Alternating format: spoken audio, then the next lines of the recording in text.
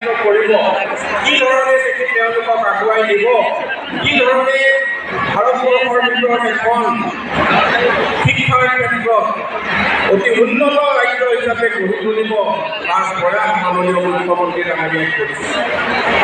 আজি আমি তিনিটা বঁটাৰ কাৰণে ইয়াত আহি সমবেত হৈছোঁ।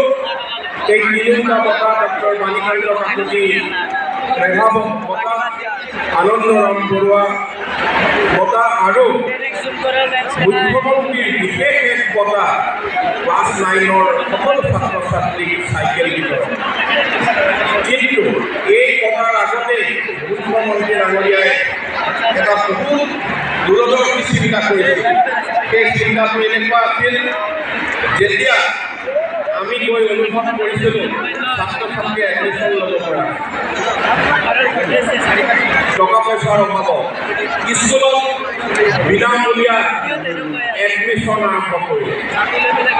এডমিশ্যন হৈ গ'ল, তাৰপিছত কি কিতাপ লগা হ'ল, বিনামূলীয়া কিতাপ আৰম্ভ কৰা হ'ল।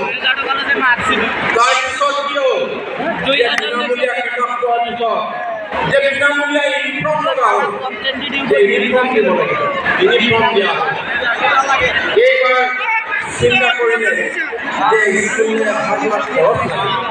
তেতিয়া কি হ'ল, নিযুত মইনা আঁচনি প্ৰতিগৰাকী ছাত্ৰীয়ে হায়াৰ ছেকেণ্ডেৰী 1000, ডিগ্ৰী 1250 আৰু পষ্ট গ্ৰেজুৱেটত এনে পঢ়িবলৈ গ'লে 2,500। চিন্তা কৰিলে অভিভাৱকক সকাহ দিলে যাতে অসমত কোনো ছাত্ৰ ছাত্ৰী পঢ়াৰ কাৰণে ৰৈ থাকিব। আজি ডক্টৰ মাণিকান্ত কাকতি বঁটা এনে এজন ব্যক্তিৰ নামত আমাৰ মুখ্যমন্ত্ৰী ডাঙৰীয়াই সিদ্ধান্ত ল'লে, যিজন ব্যক্তি অসমৰ এজন বাকচ শ্ৰমৰ